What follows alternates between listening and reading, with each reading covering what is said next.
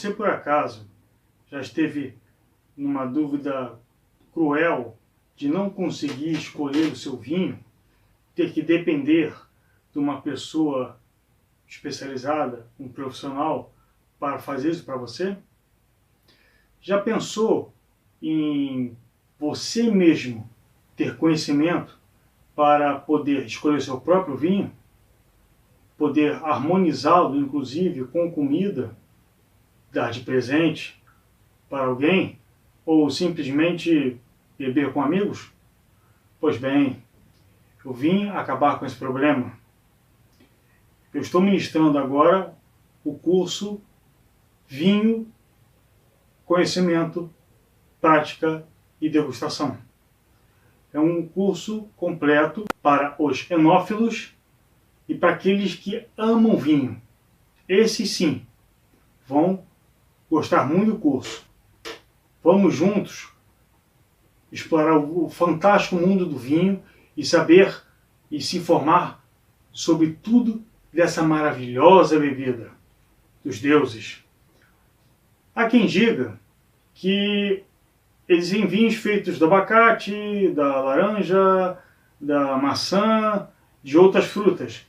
Mas não, o vinho vem da uva. Isso é muito importante que você saiba. O vinho vem da uva. Por exemplo, existem algumas vinificações que vêm da maçã. Esse não é o vinho espumante no caso. Esse é a cidra. Cidra é uma coisa e espumante ou vinho é outra. Vamos passar por tudo o que envolve vinhos, vamos falar a respeito de todos os recursos, inclusive no final nós teremos uma aula sobre o serviço do vinho. Bom, no passado, o homem antigo começou a observar que a uva, ao cair do pé, ela se espatifava e aquele líquido, que não é ainda o suco da uva, começava a fermentar com a casca, com as cascas e com outras substâncias. Então, eles começaram a perceber que ali eles podiam fazer uma espécie de bebida. Pois bem, o homem antigo começou a produzir esse tipo de bebida. E a origem mais antiga da videira, que se tem notícias pelos historiadores, ela veio lá da Geórgia, das montanhas de Cáucaso, há 5.000 anos antes de Cristo. É possível que ainda tivesse sido descoberto antes, mas não há registros. De lá para cá, evidentemente, muita coisa mudou. O vinho não é mais como faziam antes. Hoje tem muita tecnologia, muito recurso, o recurso digital, o mundo inteiro faz vinho. Com isso, na Geórgia, foi popularizado e foi passado para outros povos, foi disseminado essa cultura. A Ásia toda começou a fazer e, consequentemente, a Europa e depois Novo Mundo. O vinho, por exemplo, só pode ser feito em lugares onde faça frio e calor, nos lugares temperados da nossa região do globo terrestre. No caso, acima do trópico de Câncer e abaixo do trópico de Capricórnio. Hoje existem algumas exceções, que vamos falar também a respeito. Mas por que precisa ser feito dessa forma? A videira ela é plantada geralmente em solo calcário, com pouca água e em planaltos. Feito isso, para a água poder escorrer completamente ou quase completamente, obrigando ela a descer a sua raiz a mais ou menos 12 a 15 metros, para poder tirar tudo que tem e dar para a uva. Se plantarmos, por exemplo, ela em um lugar onde tem um solo abundante, muito fértil, a uva não sai com uma boa condição para vinificação. Sai ruim. E o tipo de uva, os tipos de uva que se fazem vinhos de qualidade são a vitis vinífera. Essas são conhecidas como, por exemplo, o Cabernet Sauvignon, Merlot, Carmener, Syrah. as brancas nós temos Sauvignon Blanc, Chardonnay, Gewürztraminer, Torrontés. Essas uvas, esses nomes, vocês já ouviram falar. Pois bem, no rótulo, quando você vê esses nomes, é justamente das uvas. As uvas são fundamentais. Existem dois tipos de vinhos no mundo. Os vinhos varietais, que são vinhos feitos de uma única variedade de uva. Como, por exemplo, já indiquei antes, o Carmener, Cabernet Sauvignon, Chardonnay, Sauvignon Blanc. Essas uvas, de acordo com a denominação de origem, que é justamente o que controla a produção dos vinhos em cada país, me parece que até em alguns países 85% daquela uva específica que está no rótulo já pode ser considerado um vinho varietal. Mas, no entanto, isso muda de um país para o outro. Cada país tem a sua própria legislação a respeito de vinhos. E já os vinhos europeus do Velho Mundo são os vinhos de corte ou assemblagem, como chamam os franceses. Existem pessoas que chamam de blend. Blend em inglês significa mistura, mas não é muito usual. Não digo educado, não é muito usual falar dessa forma. O certo é corte ou assemblagem. O que é isso? É justamente a mistura de duas ou mais uvas. Nesse caso, esses vinhos eles ganham a característica organoléptica e degustativa e olfativa de todas as uvas que os compõem, de duas ou mais uvas. Existem vinhos da Europa, por exemplo, que têm dezenas de uvas. Por exemplo, o Châteauneuf-du-Pape é um vinho feito em Châteauneuf-du-Pape, que é o lugar onde ele foi feito. E esse vinho ele contém mais ou menos o corte de 13 a 21 uvas. Isso faz com que esse vinho fique um vinho muito complexo no aroma e no sabor. Sentir o aroma e o sabor do vinho são fundamentais para que você consiga degustá-lo.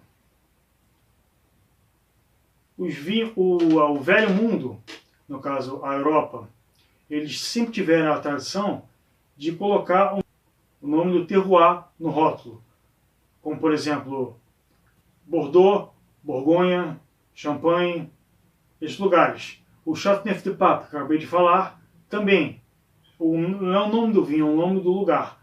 Lá eles põem ou o nome do lugar, ou do produtor, ou simplesmente um nome do vinho. Dificilmente eles colocam as uvas que os compõem. Não, o vinho é bom, não importa. O vinho é bom, é do lugar de Bordeaux. Bordeaux são 3 uvas ordenadas por lei, fazem parte da denominação de origem, que são o Cabernet Sauvignon, o Cabernet Franc e o Merlot. Alguns vinhedos ainda acrescentam em quantidades minoritárias o Syrah ou outras uvas, mas geralmente são essas 3. Esse é o famoso corte bordalês. A Europa se especializou muito nesse tipo de vinho e não se importavam com o tipo de uva.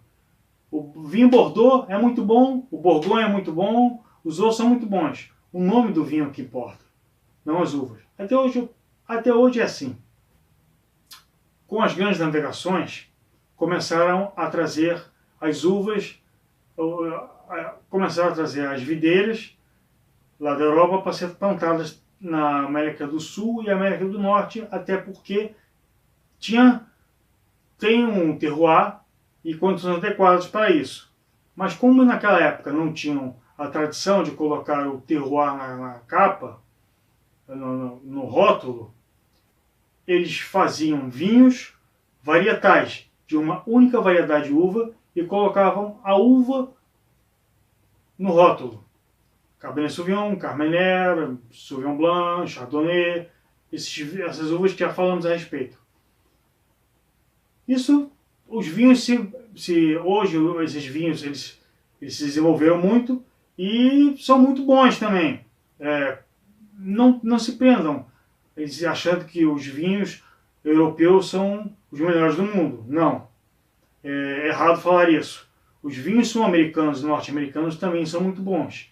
De vez em quando, a pessoa quer sentir um gosto de um Carmenère, eu, por exemplo, Carmenère, de um Cabernet Sauvignon, de uma uva dessa, um Tanar, aí um Sauvignon Blanc.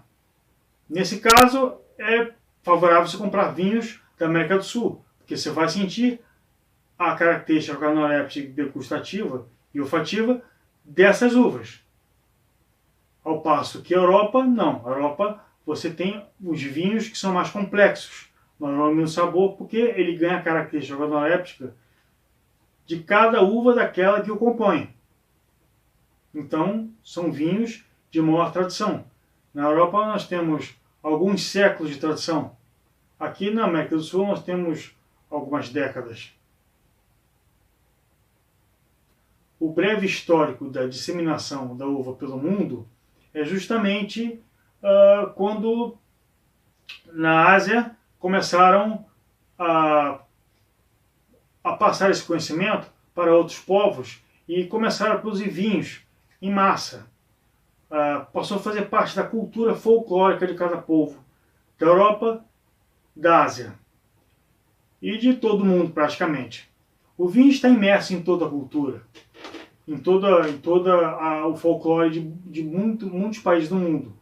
Inclusive, nós temos até na mitologia, nós temos o deus do vinho, da mitologia grega, Baco, e da mitologia romana, Dionísio.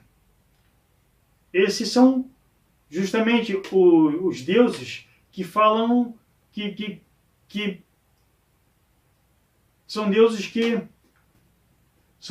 representam justamente a festa, a união,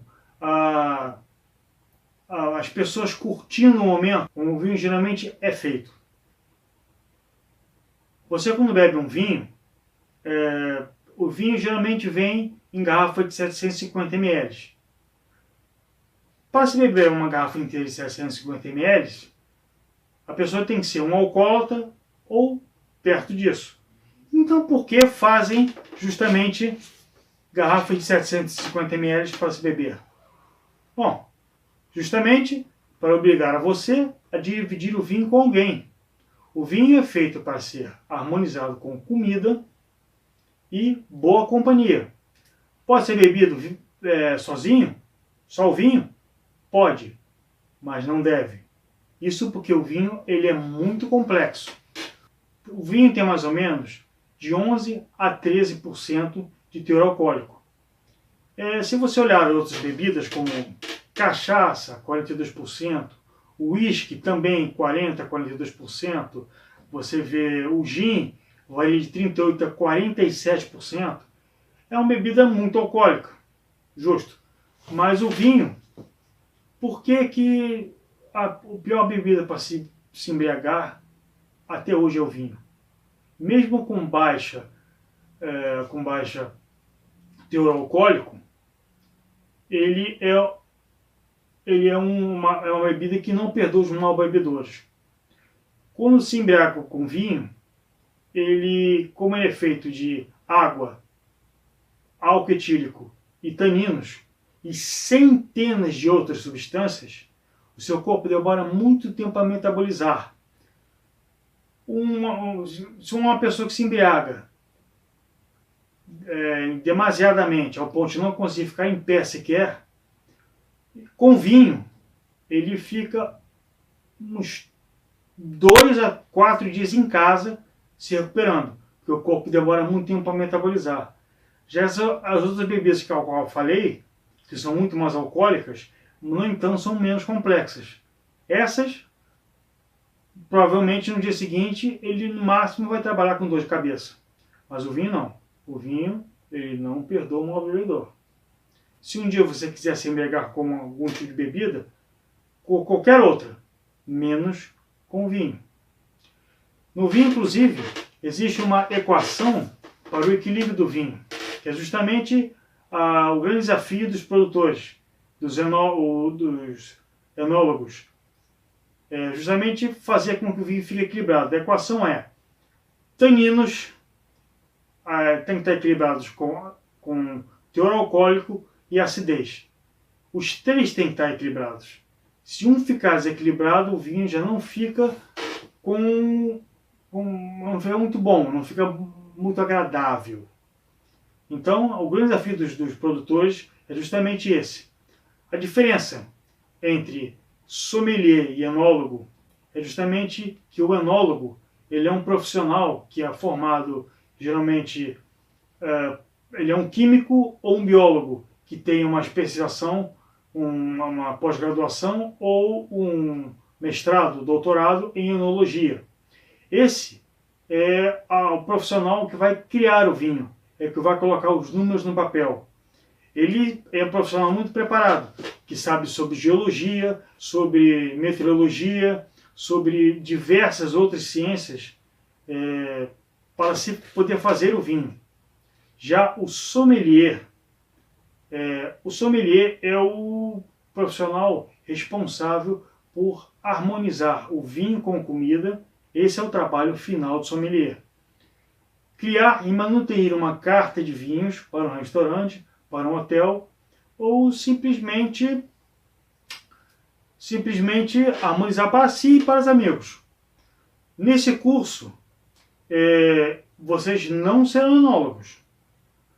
Vocês vão aprender os conhecimentos básicos que um profissional como um sommelier tem que ter. Mas não para se profissionalizar, simplesmente para se apreciar o vinho com mais tato, com mais propriedade, com mais conhecimento. Bom, o vinho no Brasil. O vinho no Brasil, como já disse antes, ele veio da Europa nas grandes navegações. Trouxeram a vitis vinífera, que é justamente o tipo de uva que faz vinhos de qualidade. Existe um outro tipo de videira, que é a vitis labrusca. Essa fazia os vinhos de garrafão, que é um outro tipo de vinificação, em que é acrescido açúcar para ele ficar doce. Inclusive, as uvas são feitas justamente, a vitis labrusca, para se consumir in natura, como por exemplo a Isabel, a Niágara, a Concorde e tantas outras. Esses vinhos são considerados vinhos de terceira categoria. Aqui no Brasil são muito consumidos. Na Europa, eles não são consumidos. Apenas no Brasil, onde eu vi. O vinho no Brasil se desenvolveu-se justamente por ter aqui na parte sul do país, já na parte temperada, onde temos um inverno frio e um verão bem ensolarado. Aqui no sul, se faz possível plantar as uvas vitivinífera. Inclusive, dizem que aqui a uva especializada do Brasil é o Merlot. Há quem diga o contrário. Eu geralmente não sei. No Brasil, geralmente fazem vinhos bons na parte sul do país, na Serra Gaúcha, está um pouco acima do paralelo 38, então tem que ter cuidado ao se fazer vinhos por lá. Se bem que tem muita tradição e os vinhos lá são muito bem feitos. Também existe Santana do Livramento, que é justamente em Campanha, no extremo sul do país, na divisa com o Uruguai. Lá já está dentro do paralelo 38 e se faz vinhos com muita qualidade. Inclusive, já alguns exemplares superando os vinhos feitos na Serra Gaúcha. Isso é muito relativo, porque o vinho é uma bebida em que o gosto varia muito de uma pessoa para outra.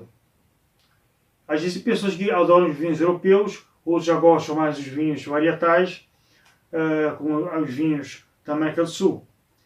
Na América do Sul, os vinhos varietais têm feito tanto sucesso, têm desenvolvido tanto, que têm se exportado para a Europa. E lá já tem alguns vinhos feitos e varietais na própria Europa, que no caso o Primitivo, de Puglia e Manduria, lugares esses da Itália. Temos também o Tempranillo, na Espanha, que é em Rioja, é a principal região da Espanha onde faz os melhores vinhos, entre outras também. Lá nós temos os vinhos de corte espanhóis, em que o corte, a mistura de vinhos, eles têm a sua parte majoritária feita em Tempranillo. E o restante do corte são outras uvas. Não pense que o corte é justamente a mistura igualitária das uvas. Cada produtor faz um corte, cada produtor e cada enólogo faz o corte que pretende, o corte que estuda para se fazer um bom produto. As quantidades variam. Tem parte majoritária de uma e minoritária de outras. Agora, isso geralmente não vem no rótulo. O rótulo de um vinho europeu não vem com as uvas do seu terroir, na sua denominação de origem.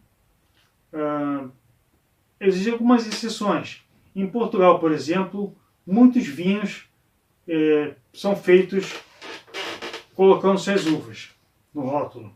Mas também não é uma prática comum, igualitária, totalitária. Na vinificação, existe muita gente que fala que os vinhedos compram uvas de outros lugares. Isso não é verdade. O vinho, quando é feito, as uvas são plantadas no mesmo vinhedo e lá são colhidas e levadas para a cantina para ser feito a vinificação e vinificados e prontos lá. Não se pode exportar uvas para outros lugares, porque as uvas, se eu colocasse em caminhões, ficariam esmagadas e chegariam secas pela viagem. Um vinhedo europeu, por exemplo, ele produz em média, anualmente, uma quantidade de 110 milhões de toneladas de vinho. Essa é a produção bruta. Suponhamos que alguém fale que um vinho, determinado vinho, foi trazido as uvas de outro lugar para ser vinificado naquele vinhedo. Sendo que 110 milhões de toneladas é uma quantidade média, uma quantidade média bruta, vamos colocar que esse vinho fosse apenas 1 tonelada ou 500 mil quilos de uva. Como é que iam transportar tudo isso? É terminantemente impossível. É impossível. Quando a videira é plantada, ela é plantada justamente em solo calcário, em planaltos, para que a água escorra e a videira seja forçada a descer, a raizar 10, 15 metros para poder tirar tudo que pode para a uva, para que a uva fique com qualidade. Se você plantar a videira em um solo muito abundante, muito fértil, muito prodigioso, a uva não sai com boa qualidade para vinificação. Ela fica ruim. No caso, justamente essa é uma característica que é plantada as videiras justamente na parte temperada norte e sul do globo terrestre, como falamos anteriormente. Até porque lá no inverno a videira seca por completo, parece até que está morta, para se ressurgir, reviver na primavera e no verão, no final do verão, depois da insolação do verão, vem a colheita. Quando é feita a colheita, por profissionais especializados que colocam as uvas tiradas do cacho, tiradas do pé, no recipiente de plástico e levam para a cantina. Lá, essas uvas passam por uma prensa ou espremedor pneumático, que hoje é tudo mecanizado. Eles são justamente espremidas e o suco, não o suco, o líquido que sai da uva é chamado de mosto. Esse mosto, nos vinhos tintos, apenas nos vinhos tintos e nos vinhos rosés, é feito a maceração. O que é isso? É justamente misturar as cascas com o mosto, para que ele ganhe aquela cor avermelhada. Nos vinhos tintos, deixa-se 2, 3, 5 dias, ou de repente até mais. Quem vai decidir isso será o enólogo. E nos vinhos rosés, deixam-se algumas horas ou um dia para o outro, para ganhar uma leve cor avermelhada. Os vinhos brancos, eles não são feitos a maceração, as cascas com o mosto. As cascas do vinho, elas têm uma substância chamada leveduras, as cascas e o mosto. Essas leveduras, elas agem quimicamente com os açúcares do vinho e se transformam em álcool etílico. Nesse momento é criado uma substância chamada ácido succínico. Esse ácido succínico é justamente a substância que faz parte de toda a estrutura metabólica dos seres vivos. Eu tenho, você tem, uma batata tem, uma verdura tem, e o vinho também tem.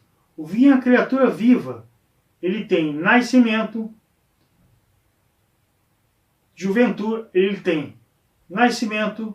juventude, maturidade, decrepitude e morte.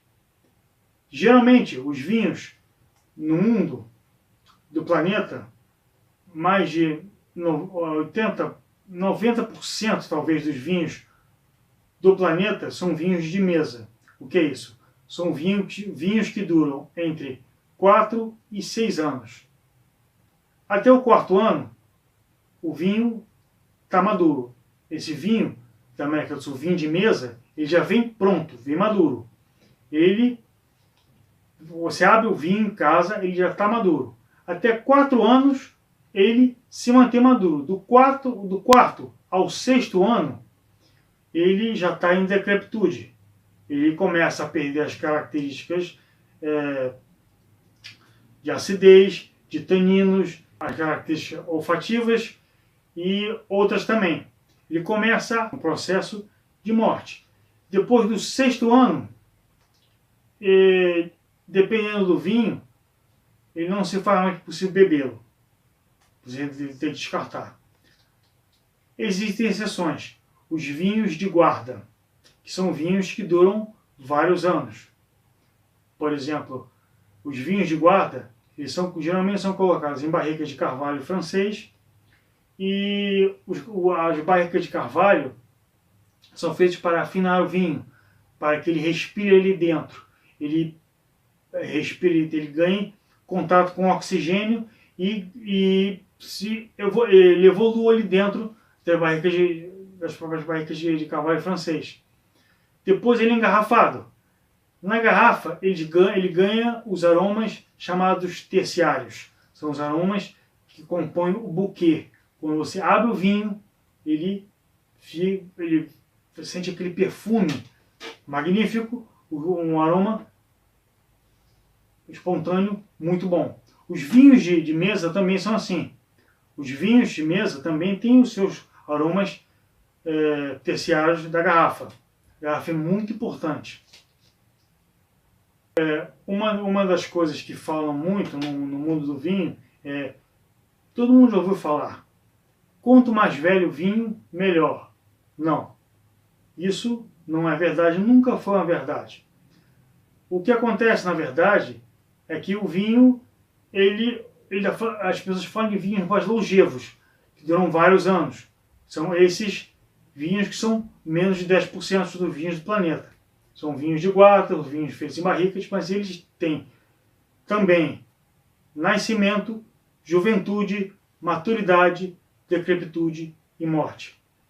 Quando se faz o vinho, por exemplo, você pega um cacho de uva, suspende o cacho de uva e joga em cima de uma travessa.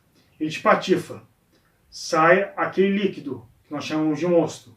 Aquele líquido vai começar a agir quimicamente com as leveduras da casca e com a do mosto. E vai transformar os açúcares do mosto em álcool etílico. Nesse momento, começa-se a produção do vinho, onde é criado o ácido succínico, que é uma substância responsável por toda a estrutura metabólica dos seres vivos, como eu já havia dito antes. Ali marca-se um ponto. Ele começa a evoluir, evoluir, evoluir, evoluir até o vinagre. É o ácido acético, vinagre. Ali ele está morto. De um ponto a outro, você marca uma reta. E em algum lugar dessa reta aqui, ele é vinho. É o que justamente o produtor faz. Ele faz com que as uvas sejam espremidas, no caso dos tintos, maceradas, tintos e rosés, macerados, colocadas as cascas com o mosto, para ganhar aquela cor. No branco não. O branco hoje em dia, as leveduras são colocadas em comprimidos, para se produzir o vinho. E é uma vinificação completamente diferente. Vamos abordar melhor à frente. E o vinho, então, ele é feito assim. Ele está entre o suco de uva e o vinagre, mas num ponto específico onde ele é degustado como vinho.